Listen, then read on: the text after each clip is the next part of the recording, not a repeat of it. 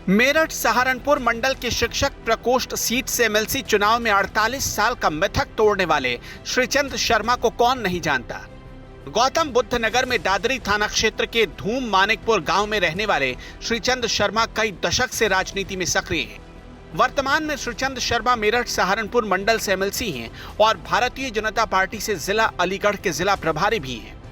इसके अलावा वो संघ के जिला प्रचारक और विश्व हिंदू परिषद में जिला प्रमुख की भी जिम्मेदारी निभा चुके हैं। सामाजिक समस्याओं को लेकर हुए आंदोलन में कई बार श्रीचंद शर्मा जेल भी गए। सादगी और शालीनता की मिसाल श्रीचंद शर्मा से आज जेवर 24 की टीम ने तमाम बातें की। तो आज जेवर 24 पर हमारे साथ मौजूद हैं 48 साल का उन्होंने मिथक तोड़ा है। आप जानते हैं भली भांति एमएलसी शिक्षक सीट से मेरठ सहारनपुर मंडल से रह चुके हैं। वर्तमान में एमएलसी हैं, फिलहाल में जिला प्रभारी हैं अलीगढ़ ज़िले के। तो सर मेरे क्वेश्चन आपसे ये हैं कि आज जैसे प्रधानमंत्री जी ने कॉरिडोर का उद्घाटन किया, ये शिलान्यास किया है, साथ ही साथ राजा महेंद्र प्रताप सिंह विश्वविद्यालय का भी शिलान्यास हुआ है, किस तरह से देख रहे हैं, किस तरह की संभावनाएं हैं आगे इस क्षेत्र में कि अलीगढ़ के लिए? अलीगढ़ के लिए नहीं, इससे पूरे आसपास के कई जिलों का फ़ायदा होगा।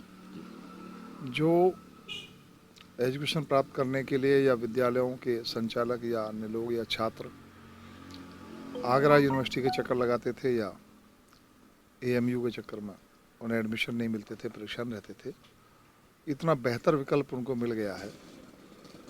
यहाँ पर 5 से 6 जिलों के विद्यालय कनेक्ट हो जाएंगे।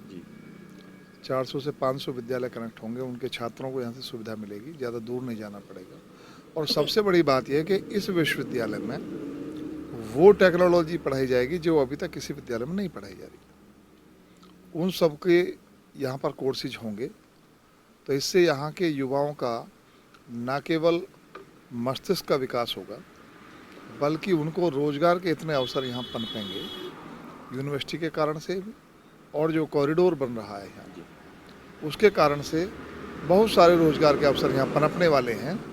उससे क्षेत्र का बेहतर विकास होगा। इस बात को सब लोग समझते हैं। आज लाखों की संख्या में लोग उमड़े और आपने देखा होगा कि किस तरह से जब तक मोदी जी का भाषण चलता रहा कोई एक व्यक्ति हिला नहीं, चाहे वहाँ दलदल थी या पानी था या कुछ था, पर लोग परेशान नहीं हुए, बराबर उनका भाषण सुनते रहे, तालियां बजाते रहे, उनकी जय जयकार करते रहे। सब लोग खुश हैं, प्रसन्न हैं, ये बहुत अच्छा है। राजा महेंद्र प्रताप सिंह जी ने किसी एक जाति के लिए काम नहीं किया था। भले इतिहास में उन्हें जाट नेता कहा जाता है, जाट शिरोमणि कहा जाता है, जाट राजा कहा जाता है, लेकिन वो आर्य समाज को मानते थे।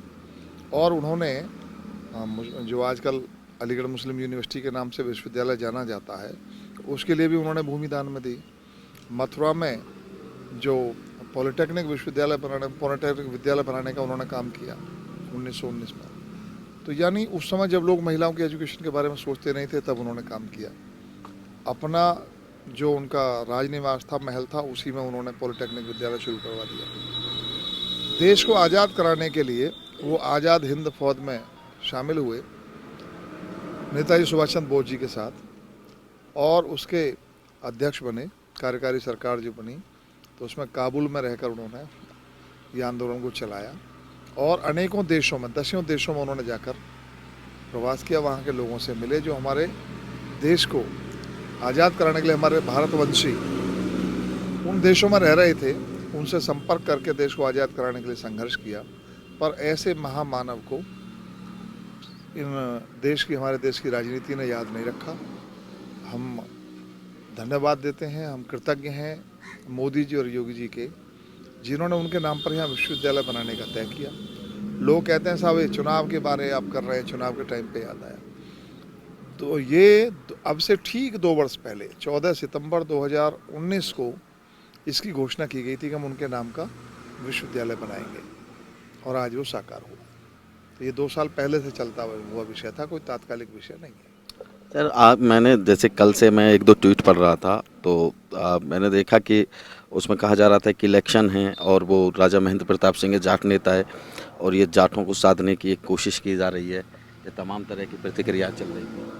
देखिए, सोचने के लिए तो सब स्वतंत्र हैं, कौन किस तरह सोचता है, लेकिन 2 साल पहले जब मैंने बताया कि जब इसकी घोषणा हुई थी, तब तो ऐसा कोई विषय था नहीं, ना चुनाव था, ना कोई ऐसा विषय था जिसके लिए आप इशारा कर रहे हो। इसमें इन 2 वर्ष के अंदर इसके लिए बजट अलॉट करना, 92 एकड़ ज़मीन का अलॉटमेंट करना, जगह का चिन्हीकरण करना, उसका प्रस्ताव पास होना सारे मंत्रालयों से, वित्त मंत्रालय से, शिक्षा मंत्रालय से, उसका भवन का नक्शा बनना, एजेंसी का तय होना, ये सब प्रक्रियाएं पूरे करते करते समय लगकर और आज ये चीज़ें तैयार हो गई और 101 करोड़ रुपए का बजट भी इसके लिए जारी कर दिया गया है और संभवतः अगले सत्र से इसमें पढ़ाई भी शुरू हो जाएगी। ये हमारी सरकार की तैयारी है।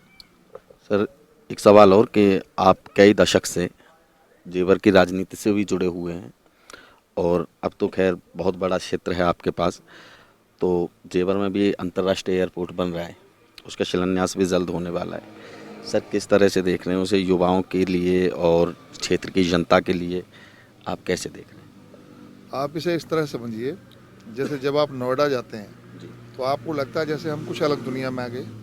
पहले वाले जेवर में, अब वाले नहीं, वो पहले वाला मैंने देखा ना, जिसमें हम जब जेवर जाते थे तो सेकंड गियर में गाड़ी चलती थी, थर्ड गियर नहीं लगता था, इतने गड्ढे होते थे, सिकंदराबाद होकर जेवर आना होता था। आज हालात बदले हैं, लेकिन आने वाले कल में 10 साल के अंदर अंदर ऐसी स्थिति होगी कि लोग, अभी आप महसूस कर रहे होंगे कि जो लोग नोएडा या ग्रेटर नोएडा में बसना चाहते थे वो ये प्लॉट तलाश कर रहे हैं कि जेवर में हमें कहीं प्लॉट मिल जाए, एयरपोर्ट के आसपास हमें कहीं रहने के लिए जगह मिल जाए। दूर दूर से लोग सिफारिश करते हैं कि हमें वहाँ रहने के लिए कोई जगह बन जाए हमारी। जेवर का और इस क्षेत्र का जहाँ हम बैठे हैं एकदम कायाकल्प होने वाला है। इधर विश्वविद्यालय हो गया, डिफेंस कॉरिडोर हो गया, इसके तुरंत बाद फिर जो एरोप्लेन को रिपेयरिंग के लिए यहाँ पर कारखाना बनेगा जो पूरे देश में नहीं है, ऐसा यहाँ पर केंद्र बनेगा। पूरे देश से लाकर हवाई जहाज यहाँ रिपेयरिंग की जाएंगी, तो एक ये पूरी बेल्ट इतनी विकसित और डेवलप हो जाएगी कि लोग यहाँ आने के लिए तरसेंगे कि हमारे लिए वहाँ कोई हमारे पास भी जगह होती, हम भी उधर रह रहे होते, हम भी अपने बच्चों को वहाँ के विद्यालय में पढ़ा रहे होते, हमारे बच्चों को भी वहाँ रोजगार मिल रहा होता। इस तरह से इस क्षेत्र का डेवलपमेंट आने वाले कल में होगा। सर, 22 को किस तरह से देख रहे हैं, 2022 में इलेक्शन? 22 का संकेत तो आज आपने देख लिया होगा, जनता तो जवाब दे चुकी है, जनता एक तरफा मन बना चुकी है। पहले से भी ज़्यादा बहुमत से अब हमारी सरकार इस प्रदेश में बनने वाली है।